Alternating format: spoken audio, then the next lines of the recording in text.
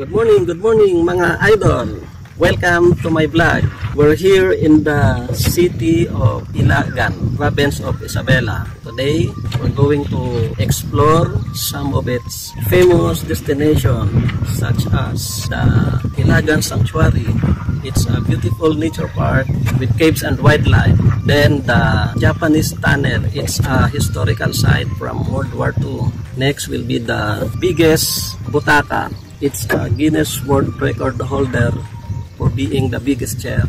And of course, the Abuan River, which happens to be where we are right now. So this river is the famous river for having the clearest river in the entire Isabela. And before we get started, remember this: life is short. Enjoy it while it is yours. Okay?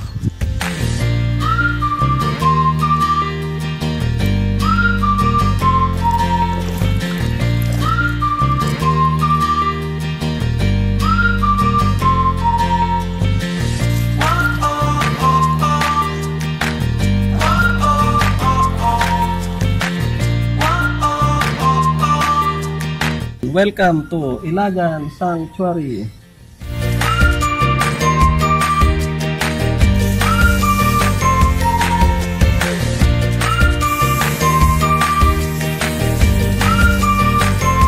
We have 3 caves that we're going to explore today. So nakikita niyo sa likod is the main cave. So mayroon siyang haba na 89 meters. Once na pumasok tayo dito, lalabas na tayo sa Animal Kingdom. Mga idol, nasa loob kami ng Moon Cave. So ito yung tinatawag nilang stalagmite, then stalactite.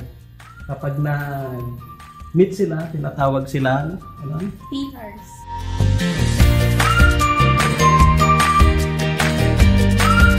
Welcome to Animal Kingdom.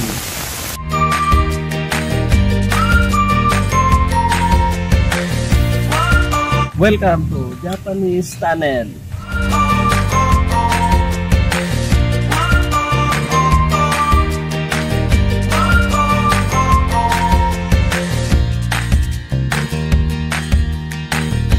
Welcome to biggest butaka.